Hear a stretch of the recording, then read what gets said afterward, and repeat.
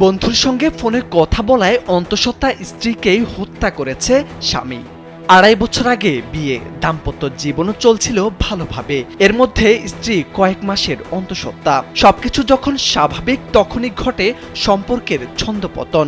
বন্ধুর সঙ্গে ফোনে কথা বলায় অন্তঃসত্ত্বা স্ত্রীকে গলায় ওড়না পেঁচিয়ে শ্বাসরোধ করে হত্যা করেন স্বামী পারভেজ চৌকিদার। আটক হন পালাতে গিয়ে। এরপর স্ত্রীকে হত্যার লোমহর্ষক বর্ণনা নিজ মুখেই দেন অভিযুক্ত পারভেজ।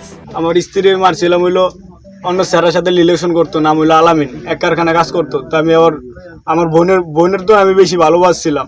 তো আমি গেলাম কিনা, দেখ বোন, আমি তোরা ভালোবাসি, তোরা কোনোদিন আমি ফিটাই নেই মারিও নেই গা, অন্য জায়গায় ওই সারা সারা বাঁচবো না। তো আমি কিনা না বাঁচলে দে, আমার মুক্তি করে দে, আমার স্যারা দে, তালাকের কাগজ দিয়ে দেয়, তালাকের কাগজ দিব না, ইও করবো না, আমার না মারা বন্ত্রী।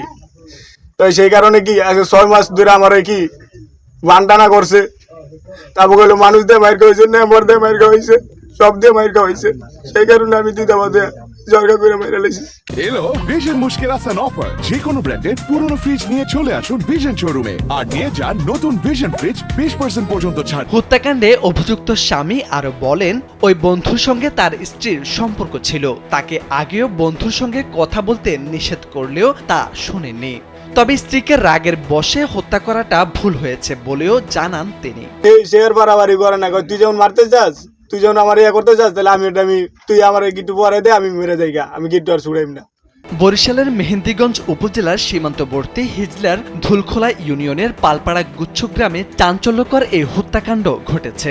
অভিযুক্ত পারভেজ চৌকিদার ভোলার চরফ্যাশন উপজেলার সম্রাজ বাউলতলা এলাকার বাসিন্দা। আর নিহত স্ত্রীর নাম সৌরভী আক্তার। তিনি মেহেন্দিগঞ্জ উপজেলার উলানিয়া ইউনিয়নের লক্ষ্মীপুর গ্রামের মোহাম্মদ সবুজ বাঘা ও শিউলি বেগম দম্পতির মেয়ে। চাচা ঘরে আমার মাইয়া আর আমার জামাই থুয়া, আমি ঘরে থুয়া আমি আমার চাচার বাসায় গেছি।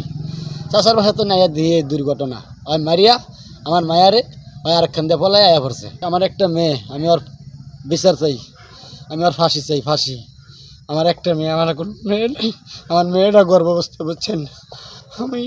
আমি ওর পারি না যে কি করি, বুঝছেন। আমার একটা মেয়ে, আমার কে বলাইবো, বাবা কইয়া কিছুই বুঝি না। ওই কারণে আমার বউ থাকবো না, আমার বউ যাইবো গা। পুলিশ জানায়, প্রাথমিক তদন্তে সৌরভীকে শ্বাসরোধে হত্যার আলামত পাওয়া গেছে। হত্যার দায়ে পারভেজকে আটক করা হয়েছে। আর সৌরভীর মরদেহ ময়নাতদন্তের জন্য মর্গে পাঠানো হয়েছে। ময়নাতদন্তের প্রতিবেদনের পর আইনগত ব্যবস্থা নেওয়া হবে। ওরে প্রক্রিয়া কি ডেড বডি আমরা ময়নাতদন্তের জন্য, যেটাকে বলে সুয়েজ রিপোর্টের জন্য বরিশাল বাংলা চলে গেছে অনেক আগে। এখান থেকে 7টায় রওনা দিয়ে চলে গেছে, আর আসামি আটক আছে। আমি প্রাথমিক তদন্তে মনে করেন যে আমরা যে পাইছি, বাদী বলছে, তারপর এখন মূল ধারণা করা হচ্ছে যে স্বামীর সাথে ওই সামান্য বিষয়টা তদন্তের কারণে হয়তো স্বামী কি করতে পারে। তারপরেও বাকি তো হইলো আপনার যে ফরেন্সিক রিপোর্ট না আসলে তো আমরা কিছু বলতে পারবো না ওইভাবে। ঠিক আছে। চাঞ্চল্যকর এই হত্যাকাণ্ডে হতভম্ব স্থানীয়রাও। আইন শৃঙ্খলা বাহিনী দ্রুত তদন্ত শেষ করে হত্যাকারীকে বিচারের মাধ্যমে কঠোর শাস্তি দিবে, এমনটাই আশা স্থানীয়দের। মোরশেদ আলম, কালবেলা।